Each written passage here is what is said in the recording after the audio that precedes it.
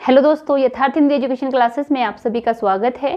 आज की क्लास है हमारी हिंदी से संबंधित महत्वपूर्ण टॉपिक से लेकर, जो कि है भारतेंदु पूर्व काव्य धारा। भारतेंदु पूर्व काव्य धारा के बारे में आज हम पढ़ेंगे। और ये जो क्लास है आपको उत्तराखंड एलटी के जो सिलेबस है उसके अकॉर्डिंग ही मिलेंगे। चैनल पर अगर नए हो तो चैनल को सब्सक्राइब जरूर कीजिएगा, क्योंकि डेली आपको इस चैनल पर नई वीडियोज मिलती रहेंगी।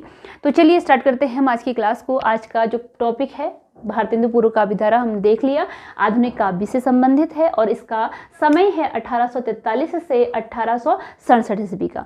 जो भारतेंदु पूर्व काव्य धारा है इसका समय है 1843 से 1867 का समय है इसका।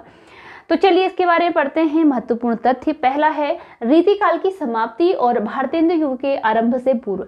तो जब रीतिकाल समाप्त हुआ और भारतेंदु युग प्रारंभ हुआ, उससे पहले का समय, मतलब कि रीतिकाल की समाप्ति के बाद का और भारतेंदु युग के प्रारंभ के से पहले का जो समय है वह कहलाया है भारतेंदु पूर्व काव्य धारा, और समय 1843 से 1867 ईस्वी का रहा।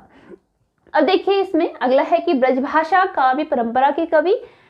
जो हमें यहाँ पर कवि मिलेंगे भारतेंदु पूर्व काव्य धारा में, यह मिलते हैं ब्रजभाषा काव्य परंपरा के कवि, अर्थात कि इनके द्वारा ब्रजभाषा में काव्य रचनाएं की गई हैं।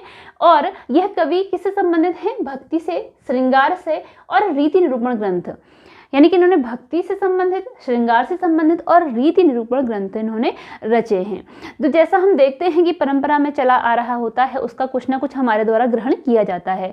तो उसी प्रकार हालांकि यहाँ पर रीतिकाल की समाप्ति हो चुकी है, अगला काल प्रारंभ हो चुका है, लेकिन हम क्या देखते हैं कि परंपरा में जो रीतिकाल में चला आ रहा था, श्रृंगार विलास रीति से संबंधित जो ग्रंथ हो रहे थे, जिनकी रचना हो रही थी, उन्हीं के आधार पर आगे भी यह रचनाएं की गई हैं, क्योंकि इसमें दिखता है हमें भक्ति का, श्रृंगार का और रीति का वर्णन। ठीक है, इससे संबंधित यहाँ पर रचनाएं मिलती हैं। अब देखिए इसके अंतर्गत रचनाकार आते हैं और इनकी रचनाएं कौन कौन सी हैं हम इसके बारे में पढ़ेंगे। तो रचनाकार में पहले में आते हैं सेवक। सेवक हैं 1815 से 1881 ईस्वी का इनका समय रहा है, और इनकी रचना में प्रमुख रूप से आती है नक्शिक और वाग्विलास। सेवक की जो रचना है वह है नक्शिक और वाग्विलास। अगले कवि हैं रीवा नरेश, रघुराज सिंह।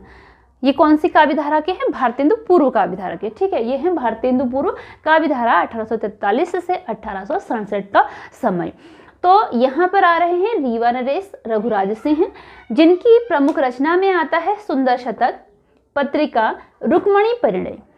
और रीवा नरेश, रघुराज सिंह की जो रचना है इसमें आती है सुंदर शतक, पत्रिका, रुक्मणी परिणय, राम स्वयंवर, भक्ति विलास, आनंदाम्बुनिधि, राम रसिकावली, श्रीमद् भागवत महात्म्य, इनकी रचनाओं में आते हैं।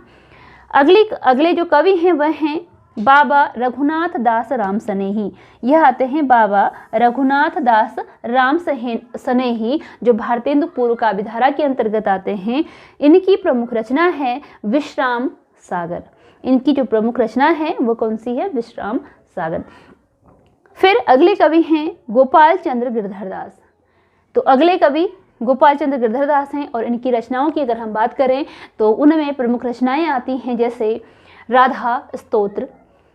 अगली रचना आती है राम कथामृत, गोपाल स्तोत्र, भारती भूषण, जरासंध वध, छंदो वर्णन, बलराम कथामृत। ये गोपाल चंद्र गिरधर दास की प्रमुख रचनाओं के अंतर्गत आते हैं ये रचनाएं। तो गोपाल चंद्र गिरधर दास, देखिए गोपाल चंद्र गिरधर दास कौन है? यह हैं भारतेंदु जी के पिताजी। ठीक है, गोपाल चंद्र गिरधर दास जो है यह हैं भारतेंदु जी के पिताजी, भारतेंदु हरिश्चंद्र जी के पिताजी हैं।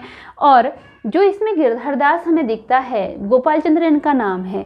ठीक है, गोपाल चंद्र तो इनका नाम है, गिरधर दास इनका उपनाम है। गिरधर दास इनका उपनाम है। भारतेंदु जी के पिताजी यानी कि गोपाल चंद्र गिरधर दास, यानी कि गिरधर दास इनका उपनाम है। और इनकी यह रचनाएं जो हैं प्रमुख रचनाएं हैं। ये जो लेखक हमने यहाँ पर पढ़े, भारतेंदु पूर्व काव्य धारा, जो काव्य धारा कब आती है? रीतिकाल के बाद आती है और भारतेंदु से पहले आती है, जिसका समय 1843 से 1867 ईस्वी है। तो यहाँ पर यह रीति जो है भारतेंदु पूर्व काव्य धारा है,